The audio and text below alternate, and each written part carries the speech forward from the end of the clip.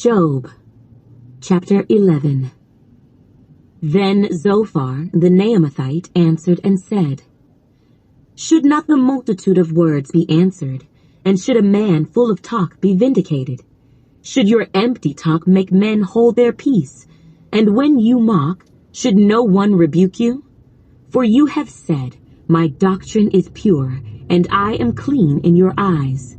But oh, that God would speak and open his lips against you, that he would show you the secrets of wisdom, for they would double your prudence.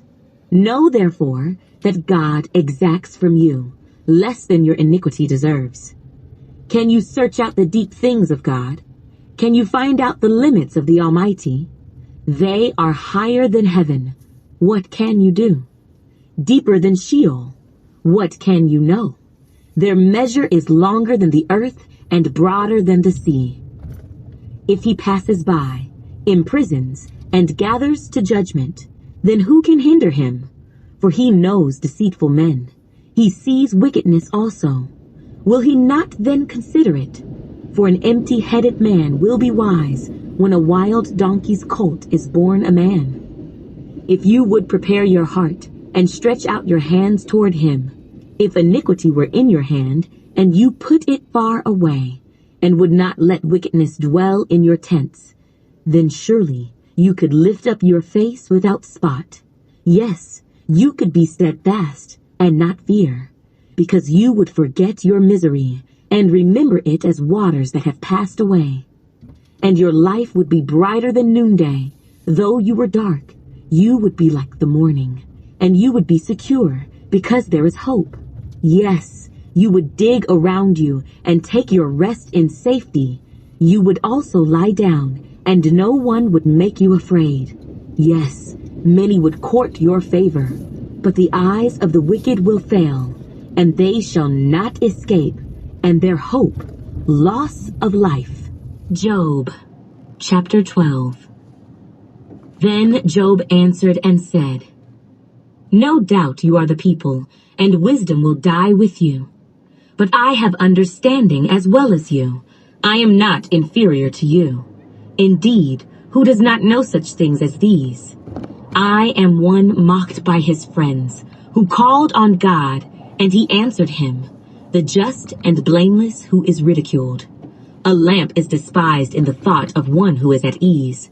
It is made ready for those whose feet slip.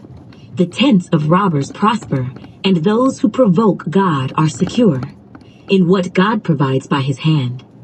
But now ask the beasts, and they will teach you, and the birds of the air, and they will tell you, or speak to the earth, and it will teach you.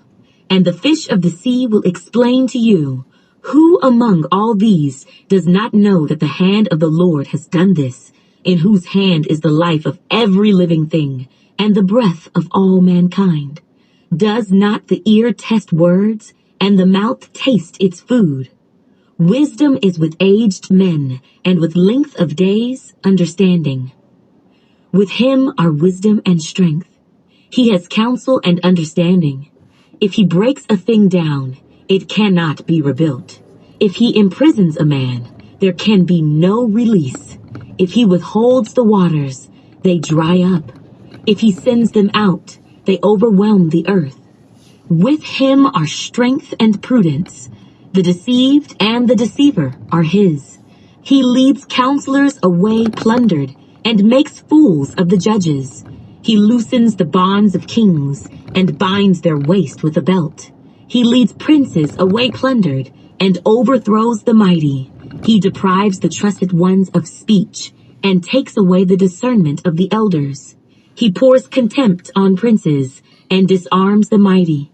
He uncovers deep things out of darkness, and brings the shadow of death to light.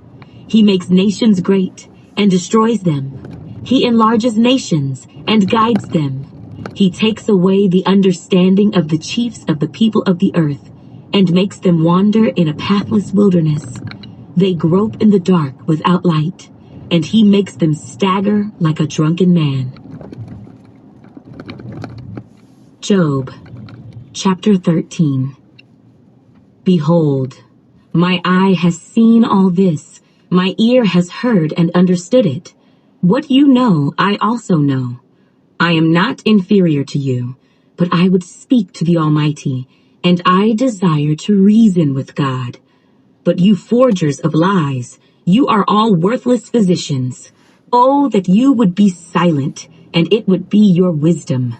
Now hear my reasoning, and heed the pleadings of my lips. Will you speak wickedly for God, and talk deceitfully for him? Will you show partiality for him? Will you contend for God? Will it be well when he searches you out? Or can you mock him as one mocks a man? He will surely rebuke you if you secretly show partiality. Will not his excellence make you afraid, and the dread of him fall upon you? Your platitudes are proverbs of ashes. Your defenses are defenses of clay. Hold your peace with me, and let me speak. Then let come on me what may. Why do I take my flesh in my teeth, and put my life in my hands? Though he slay me, yet will I trust him. Even so, I will defend my own ways before him. He also shall be my salvation, for a hypocrite could not come before him. Listen carefully to my speech, and to my declaration with your ears. See now, I have prepared my case. I know that I shall be vindicated. Who is he who will contend with me? If now I hold my tongue, I perish. Only two things do not do to me. Then I will not hide myself from you. Withdraw your hand far from me, and let not the dread of you make me afraid. Then call, and I will answer, or let me speak, then you respond to me. How many are my iniquities and sins? Make me know my transgression and my sin. Why do you hide your face and regard me as your enemy? Will you frighten a leaf driven to and fro? And will you pursue dry stubble? For you write bitter things against me, and make me inherit the iniquities of my youth. You put my feet in the stocks, and watch closely all my paths. You set a limit for the soles of my feet. Man decays like a rotten thing, like a garment that is moth-eaten.